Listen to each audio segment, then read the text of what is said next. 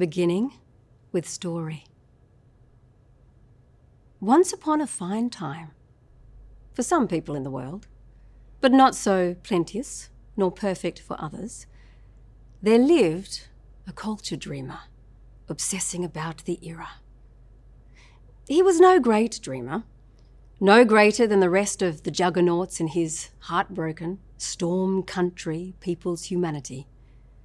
They knew just as much as he did about surviving on a daily basis and about how to make sacrifices of themselves in all the cataclysmic times generated by the mangy dogs who had stolen their traditional land.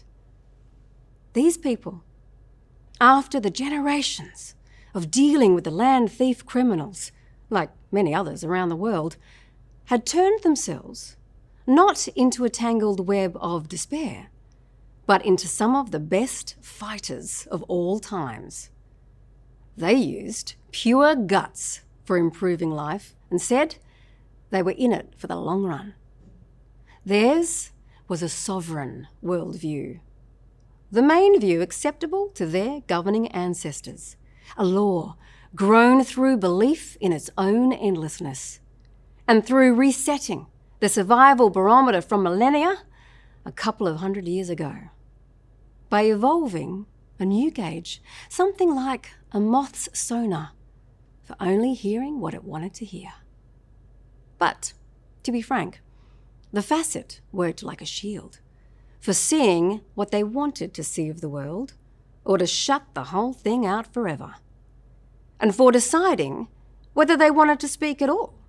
For sometimes this world never spoke for years. Then, when it did, spoke wreckage words, like a piece of heaven, heavy with intent, firing on all cylinders from the sky. So this dreamer fellow really had some nerve, speaking doubt stuff in the god gravitas of these clergy-oriented people, and acting as though he was a better type of Jesus, more Messiah than they were themselves, while preaching from the unpopular pulpit of himself out on the street corner every other Sunday in front of all their self-defined denominational churches, and always, like too many times before, asking the same old question. Hey, mob, what's the future gonna be, what not? There was not a single soul in Praiseworthy who believed this fellow was real. For asking such a ridiculous question in this day and age, and right in front of the world's greatest human survivors. Weren't they the real business people of all times?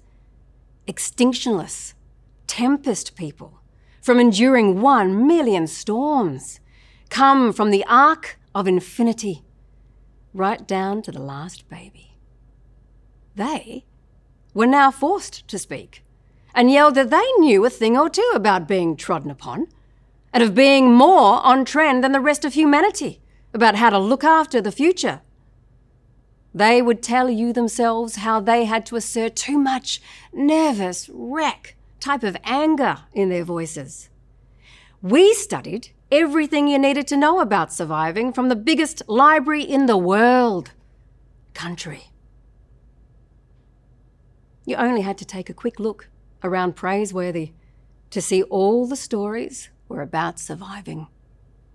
You do not need some redundant bullshit artist person continually harping on with his eternal question. You mob ever tried thinking about what the future of the place gotta look like?